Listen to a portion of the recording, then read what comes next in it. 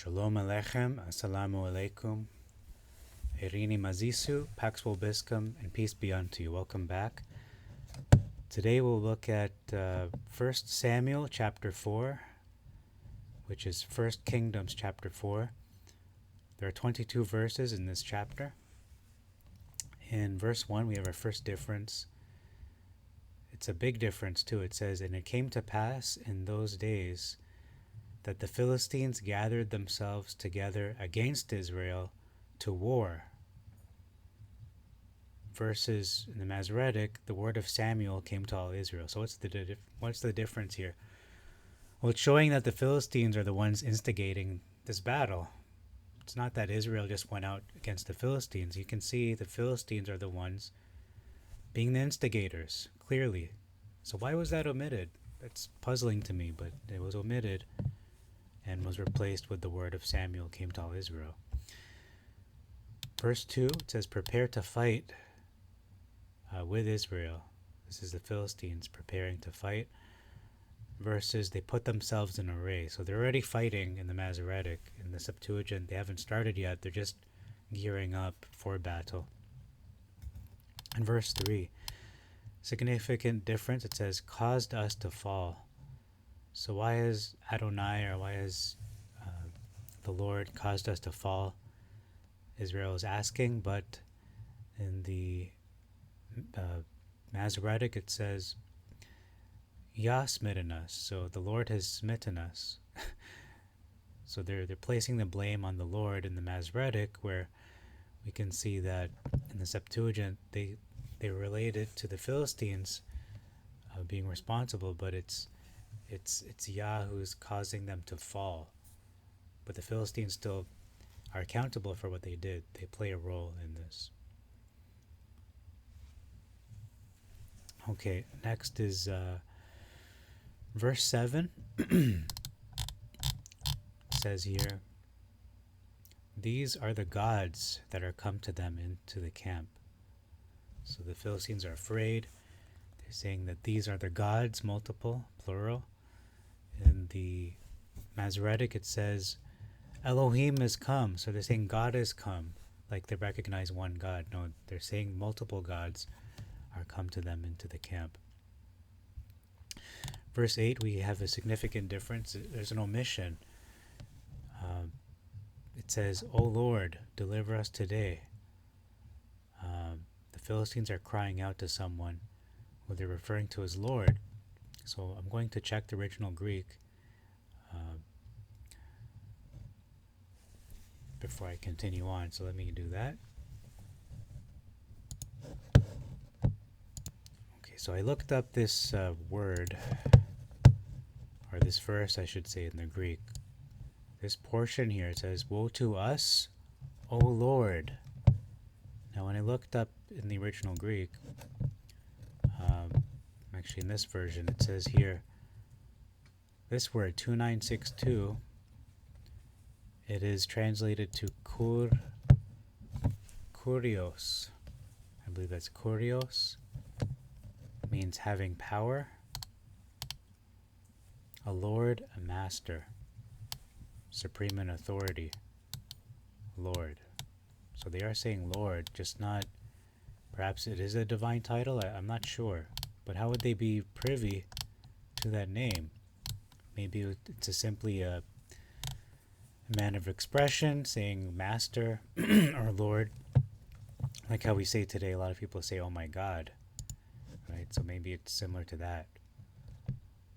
But I don't believe that they understood who the real Elohim is. They had an idea that there is an Elohim that saved Israel from Egypt, but they don't have that intimate knowledge of him the way the Israelites do. Okay, so that's verse 8. That was a puzzling verse for me because I had to check the original Greek, make sure I'm covering all of my bases, and to verify, do these Philistines know Adonai? Do they know Yah? And they don't. They just have an idea that there is an Elohim that is helping Israel. We have a significant difference. In the same verse, it says, "with every plague and in the wilderness."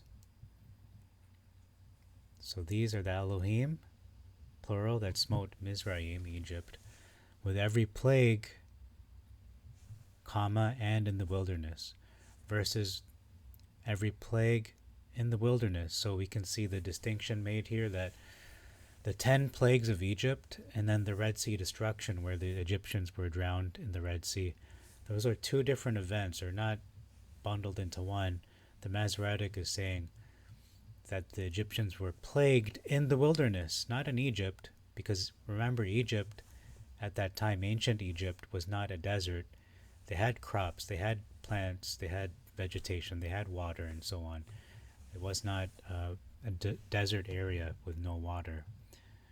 It was a fertile land. Verse 9. Behave yourselves like men. It also says, be you like men in the Septuagint. In the Masoretic, it says, quit you like men, which is a similar expression, but it's just, it's expanded upon in the Septuagint to explain it means behave like men. Be like men, but behave like men. Verse 10, fall. The men of Israel fall versus smitten. So smitten means they're killed, and fall, they're not killed, but they've just fallen in battle. They've been defeated, but not completely obliterated. Okay, I'm just going to look up a typo. Just give me a moment. Potential typo here. Okay, moving on to verse 13. Yes, there was a typo in the online version. It's actually tent in the hard copy. So verse 13, it says here that this is what happened after the Ark of God was taken, the Ark of the Covenant. It says, Eli, this is the priest, was greatly alarmed for the Ark of God. So he wasn't just alarmed. He wasn't just, he was actually, like crazy. It's another level of alarmed. And then in the Masoretic, it doesn't say that he's greatly alarmed. It just says his heart trembled. So he may not even be manifesting it on the outside. He could just be, calm and just his heart shaking, but he's keeping cool. Whereas we can see his heart was greatly alarmed. Maybe it was not manifesting either in the Septuagint, but in any case, there are different levels of being alarmed, of fear, perhaps, of panic. We can see he's trembling in the Masoretic. The Septuagint, he's greatly alarmed.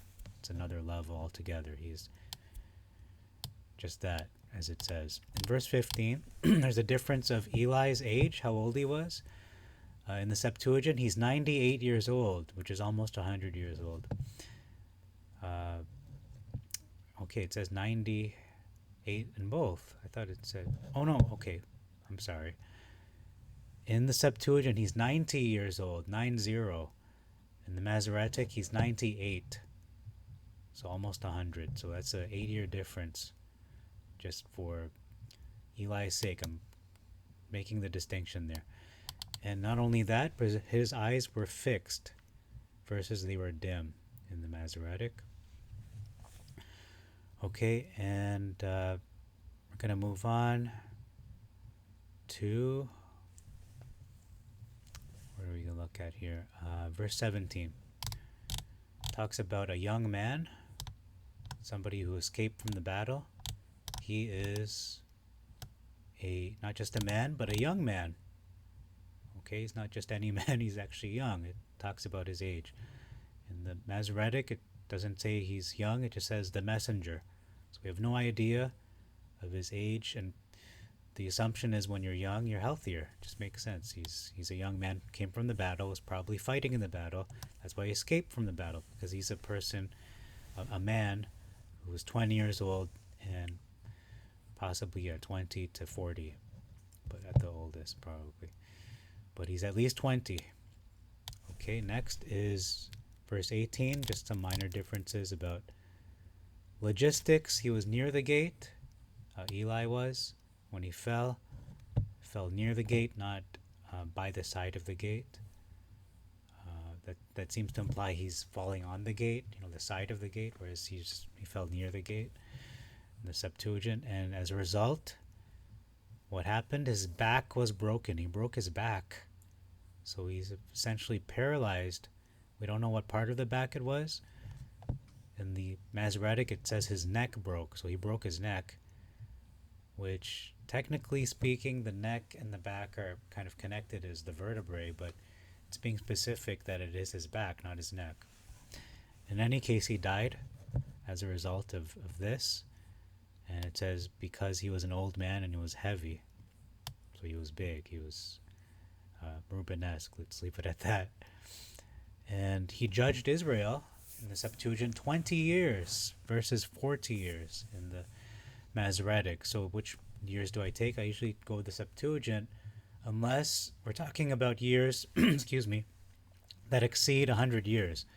So in excess of 100 years, you have to look at, for example, the genealogy from Adam to Abraham. You're looking at an excess of hundreds of years in the Septuagint because of that, again, mistranslation of the end of years. It's looking at 100, and you can look at that in my previous video way back when we started this channel. In verse 19, talks about the daughter-in-law of Eli, which is the wife of Phinehas. She was pregnant, was giving birth, and when she found out her father-in-law and her husband both died, it says in the Septuagint, she was crying. She wept and was giving birth at the same time. She was in labor. So that makes sense. It's logical. You find out two very important people in your life, especially your husband, dies. You would cry, naturally. What is she doing in the Masoretic? Is she crying? No, she's not even crying. She's not crying. She's bowing herself. How and why would she bow herself when she's in labor? She's literally on her back or in a position to give birth. She's not going to bow herself in the middle of labor. So that is a significant difference. However, weeping, yeah, she's already in pain. It's understandable, but she would cry. So she has, on top of her pain, she's got sadness on top of the pain. Verse 20, we have an omission of her heart. Her heart did not regard it. Neither did she regard it. So we can see there's more emotionality in the Septuagint. And we're going to close with verse 21. It says she called her baby, she named him Ue Bar Kabath, not Ichabod, but perhaps it's just the Greek, but it says Ue Bar Kabath, because the Ark of God was taken. But we have an addition in the Masoretic saying, the glory is departed from Israel. So maybe that is an English translation of that name, or maybe it isn't. But it says here, the glory of Israel is departed. It does say that in the next verse. So I think it's important to look up what that name means, Ichabod, before we close this video.